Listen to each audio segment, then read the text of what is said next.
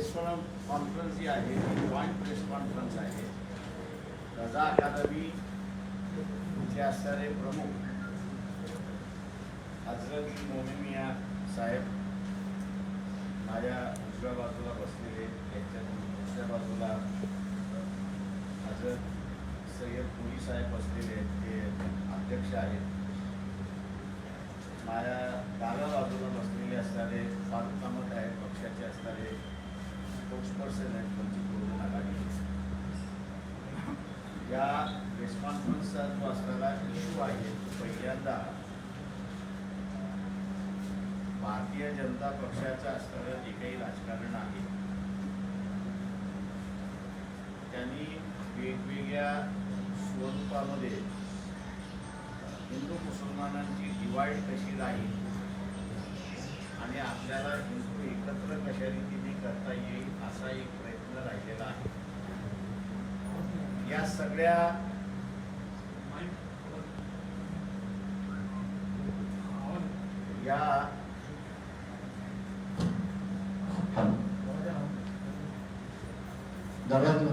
या सगळ्या ह्याच्यामध्ये आम्ही असं म्हणतोय की लोकांच्या लक्षामध्ये हा खेळ आलेला आहे आणि म्हणून उत्तर प्रदेश मधल्या असणाऱ्या मुझफ्फरमध्ये दंगा करण्याचा मागच्या 2 वर्षापूर्वी प्रयत्न झाला, तो फेल झाला आणि संघटित स्वरूपामधला असणारा तो दंगा झाला अशी असणारी परिस्थिती आहे.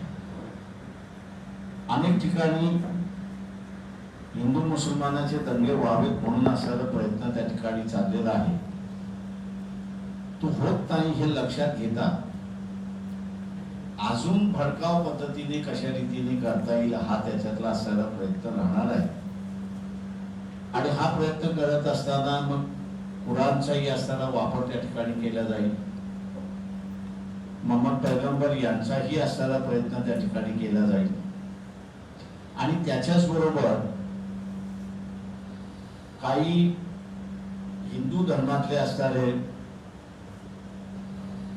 व्यक्ती की ज्या समाज मान्यता प्राप्त आहेत, आदरणीय आहेत, यांच्याबद्दलही मुसलमानांकडून वेगळा द्वेष करण्याचा प्रचारही त्या ठिकाणी केला जाऊ शकतो अशी असणारी परिस्थिती आहे. आणि म्हणून आम्ही असताना म्हणतो या ठिकाणी की एक कायदा होणं गरजेचं आहे आणि त्या कायद्याचा असणारा ड्राफ्ट जो आहे तो या प्रेसनोटच्या खाली आम्ही जोडलेला आहे. आणि तो कायदा आम्ही असं म्हणतोय prophet Muhammad and others religious head prohibition of slander act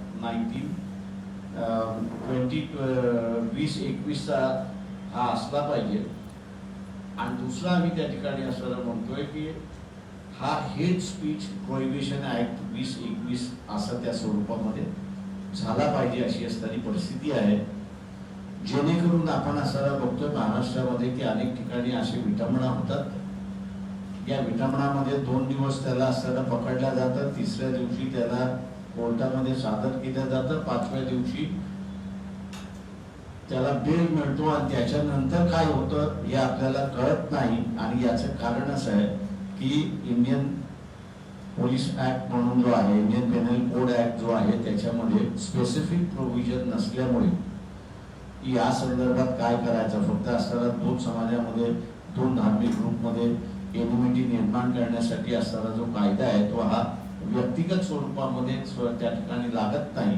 आणि म्हणून हा कायदा त्या ठिकाणी केला पाहिजे अशी असणारी एक परिस्थिती आहे. आणि ती केंद्र महाराष्ट्र शासनाला आम्ही असताना त्या ठिकाणी आग्रहाने धरतो. हा कायदा विधानसभेमध्ये, महाराष्ट्राच्या विधानसभेमध्ये मांडावा म्हणून माननीय शिक्षण क्षेत्रामध्ये आणि शिक्षक मतदारसंघामधले निवडून आलेले आमदार कपिल पाटील यांच्याशी माझं असताना बोलणं झालं आणि त्यांनी हे बिल महाराष्ट्राच्या विधानसभेमध्ये खासगी स्वरूपामध्ये इंट्रोड्यूस करण्याचं आश्वासन त्यांनी असताना दिलेलं आहे. तेव्हा महाराष्ट्राच्या पहिल्याच दिवशी हे बिल त्या ठिकाणी इंट्रोड्यूस केलं जाईल अशी एक परिस्थिती आम्ही त्या ठिकाणी निर्माण करतोय. आणि दुसऱ्या बाजूस मराठा आरक्षणाबरोबरच मुस्लिम आरक्षणाचा निर्णय सुद्धा त्या ठिकाणी झाला होता. मुंबई हायकोर्टामध्ये मराठा आरक्षणाबरोबर मुस्लिम आरक्षण सुद्धा त्या ठिकाणी चॅलेंज करण्यात आलं होतं.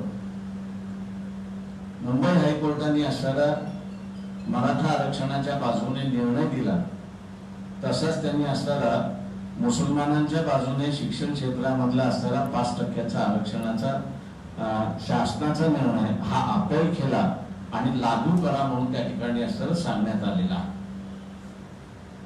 मुंबई हायकोर्टाचा असणारा हा निर्णय सुप्रीम कोर्टामध्ये अपील करण्यात आला आणि सुप्रीम कोर्टामध्ये अपील केल्यानंतर मराठा आरक्षणाच्या विरोधात सुप्रीम कोर्टाने निर्णय दिला, परंतु मुस्लिम आरक्षणाच्या संदर्भात त्यांनी मुंबई हायकोर्टाचा निर्णय जो आहे जो तसाच्या तसा त्या ठिकाणी ठेवलेला आहे.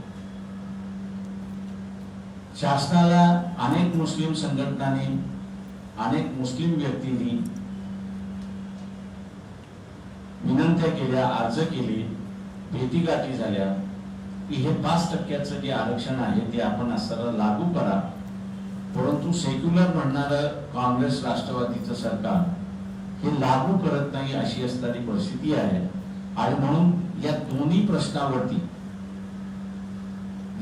प्रश्नावरती गदा अकादमीच्या वतीने आणि वंचित बहुजन आघाडीच्या वतीने 5 जुलैला म्हणजे पहिल्याच दिवशी विधानसभेवरती विराट मोर्चा काढून शासनाने हायकोर्टाचा निर्णय 5% आरक्षणाचा मंजूर करावा आणि त्याच्याच बरोबर कपिल पाटील जे विधायक मांडणार आहेत ते विधायक शासनाने आश्वासन द्यावं की हे शासकीय विधायक म्हणून आम्ही असणारा मान्य करतो.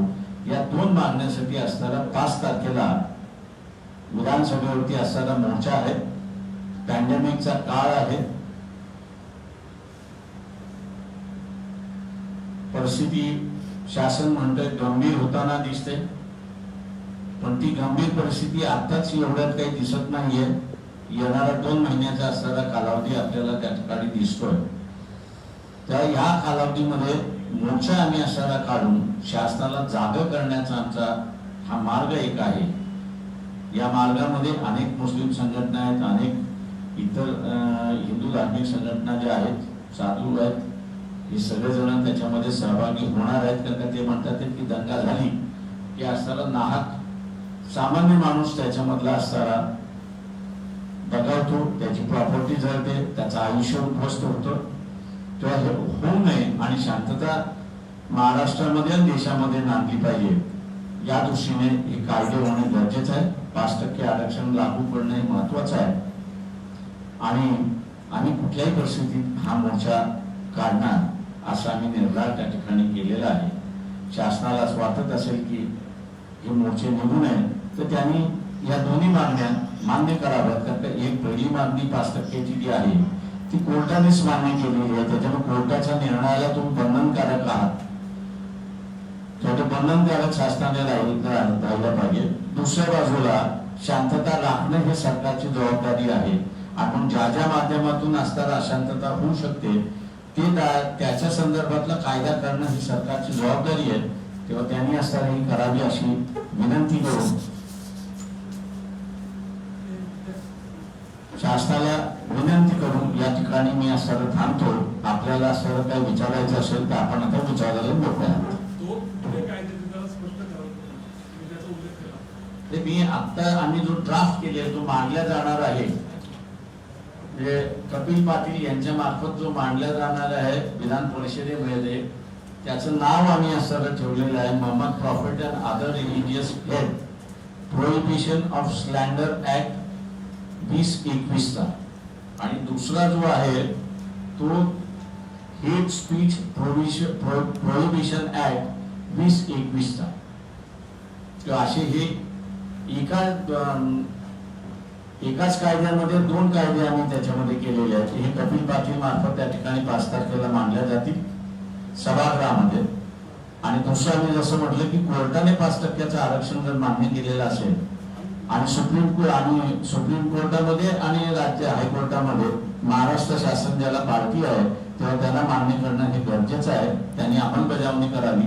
या मागणीसाठी 5 तारखेला 5 जुलैला मोर्चा हा विधानसभेवरती दुपारी आयोजित केलेला आहे.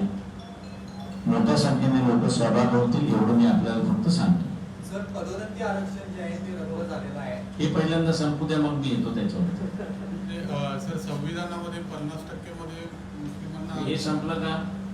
हे आरक्षण बरं, आरक्षण. हा, सुप्रसिद्ध वकील आहेत आपले गुणवंत सदावर्ते, त्यांनी 2 दिवसापूर्वी प्रेस आणि त्याच्यात सांगितलं की त्यांनी संविधानामध्ये तरतूद आहे म्हणून 50% वेगळं 5% देण्याची गरज लागते. ते मुस्लिमांच्या ह्याच्यामध्ये 5% नाहीये. हे जे 5% आरक्षण जे मानतोय आम्ही, ते 5% आरक्षण मुस्लिम समाजाला दिलेलं आरक्षण आहे. ते SC ST OBC शी संबंधित नाही. मुस्लिम धर्मीय जे आहेत आणि मुस्लिम धर्म जे पाळतात त्यांच्यासाठी दिलेला हा 5% आरक्षणाचा मुद्दा आहे. सर, पदोन्नती आरक्षण जे आहे ते रद्द झालेलं आहे. त्याबाबत तुम्ही आतापर्यंत काय केलं आणि पुढे काय तुमची भूमिका असणार आहे याबाबत? ते पदोन्नतीचं आरक्षण जे आहे ते घटनेने त्या ठिकाणी मान्य केलेलं आहे.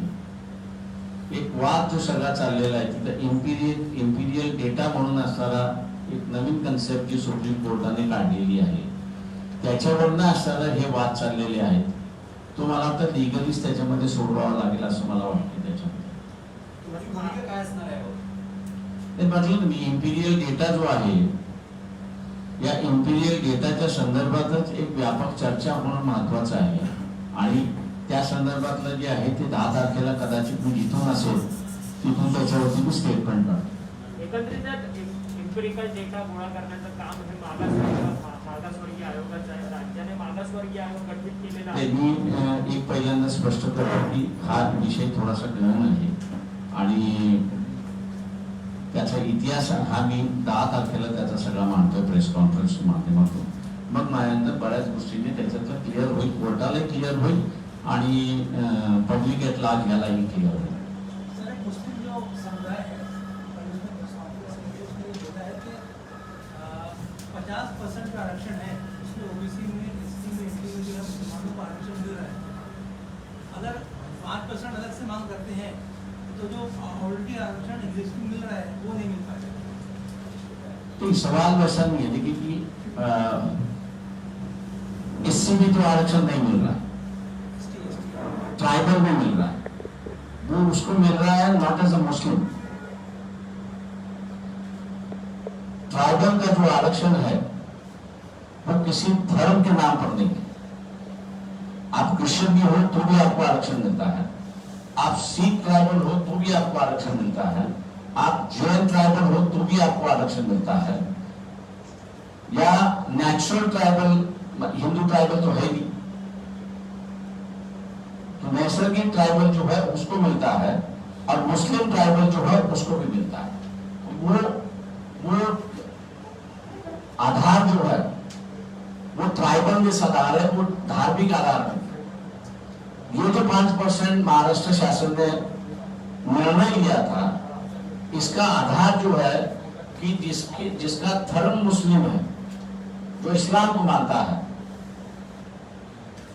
उसी को ही एक मुस्लिम वर्ड के नाम से जाना जाता है और उसी को ही ये 5% दिया जाता है. दोनों अलग अलग है. आपको लेने का चॉइस, आप ट्राइबल हो तो आप ट्राइबल कोटा में से लीजिए, या ट्राइबल कोटा में से आपको नहीं लेना है लेकिन आपको मुस्लिम के हिसाब से लेना है तो आप जनरल के हिसाब से लेना होगा.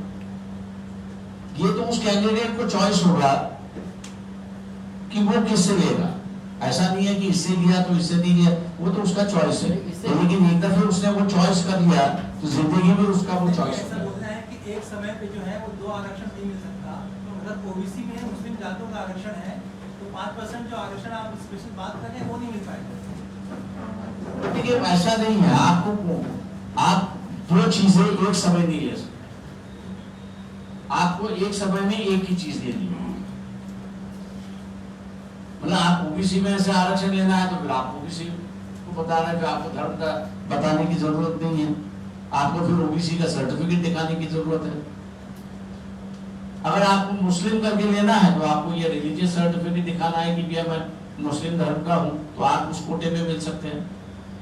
नहीं तो इससे पहले जो सरकार, एक मिनट मेरा एक सवाल था, इससे पहले जो सरकार है उसने कहा था कि जात पात के नाम पर किसी को रिजर्वेशन नहीं दिया जाएगा, चाहे वो कांग्रेस की सरकार हो। कुछ भी तो संविधान जो कहता है वो सबसे बड़ी बात है। नहीं, सरकार ने तो इनकार ही कर दिया था ना। तो सरकार विधानसभा में भी सरकार 5 साल आती है और चली जाती है, तो उसका कोई बेमतलब होता है, मैं तो उसको कुछ पूछता भी नहीं हूँ। नहीं, जात पात के नाम पर ऐसा मुमकिन है? तो आप संविधान आरक्षण किस आधार पे मिल रहा है? एससी और एसटी को इकोनॉमिकल बैकवर्ड के ये बुनियाद पर मिलता है ना आरक्षण तो। किसने कहा आपसे? आप नई संविधान लिख रहे हो। सर, जहाँ मुस्लिम की व्याख्या की गई है तो पैगंबर मोहम्मद को मानने वाले सारे ही तबके मुस्लिम्स हैं, तो ये कौन से मुस्लिम्स को स्पेशली जो है रिजर्वेशन की आप बात कर रहे हो? शिया, सुन्नी, वहाबी, किसी को बरेली, नहीं। सवाल ऐसा है उसमें कि ये जो मुस्लिम वर्ड है जो कोई इस्तेमाल करता है और ये कहता है कि मैं I am from the Muslim religion, तो उसको है। देखिए आप लोग उसकी बहस मुस्लिम समाज जो है वो करते रहिए। सरकार ने आपकी राय क्लियर कर दी है कि वो यही कह रहा है कि भैया जो मुस्लिम है उसको हम आरक्षण दे रहे हैं। अब आपके अंदर की बिरादरी का जो सवाल है या मुसलमानों के अंदर की जो खेमियां है उसमें सरकार से कोई लेना देना नहीं। वो आप अपना खुद का अंदर का मसला है, वो आप लोग देख लीजिए उसको। सर, जिस तरह से हम संविधान की बात करते हैं और आर्टिकल 15 की जब हम बात करते हैं, स्पष्ट निर्देश है कि किसी जाति विशेष को आरक्षण नहीं दिया जाएगा। उसी के लेकर के जो है मराठा आरक्षण भी सुप्रीम कोर्ट में कोलैप्स हो गया। क्या नहीं लगता आने वाले दिनों में अगर 5% रिजर्वेशन मुस्लिम के नाम पे दिया जाता है तो वो भी कहीं चैलेंज किया जाए और उसके बाद मेरे ख्याल से आप हाईकोर्ट में नहीं थे जब इसकी बहस हुई, तब हाईकोर्ट ने खुद कहा था कि अगर 5% कम है, अगर 10% भी करना है तो हम उसके लिए तैयार हैं। मराठा आरक्षण की सवाल ये है कि जब सुप्रीम कोर्ट ने उसको हाथ नहीं लगाया है, उस पर कुछ टिप्पणी नहीं की है, तो वह मानसिकता ध्यान दीजिए। अम्बेडकर साहब, सवाल ये है कि इस मानसिकता को आप समझने की कोशिश कर लीजिए। ये जो है पिछले इसमें अभी तक जो है सीबीआई और ईडी जो है सरकार को अनस्टेबल नहीं कर पाए, ये नया सामने खड़ा किया गया क्या? आप भी मालूम है कि ये भी नहीं मिलेगा। देखिए, राजनीति में साफ सुथरे आदमी जब तक थे तब तक ईडी और इनकम टैक्स वाले कुछ हिला नहीं पाए, लेकिन राजनीति में जब चोरों की भर्ती हो गई और सरकारी तिजोरी की चोरी करते बैठे तो ईडी उसी के लिए तो बना हुआ है। एक ही तरफ के लिए है क्या? दोनों तरफ के लिए है। आप ऐसा दूसरे तरफ का मामला उठा दीजिए, यहीं बैठ के मैं प्रेस से उठा लेता हूं और ईडी आप ये सरकार नहीं कहती है तो हाईकोर्ट से जाके ईडी की इंक्वायरी लगा देता हूँ, उसमें कौन सी बड़ी बात है। सर, संभाजीराजे असं म्हणतायत की आरक्षण मर्यादा ज्या आहेत त्या हटवल्या पाहिजेत, तुम्ही या भूमिकेला त्यांचं समर्थन करताय का? ते मी ते वाचलेलं नाही, त्याच्यावर मी कॉमेंट करू शकतो।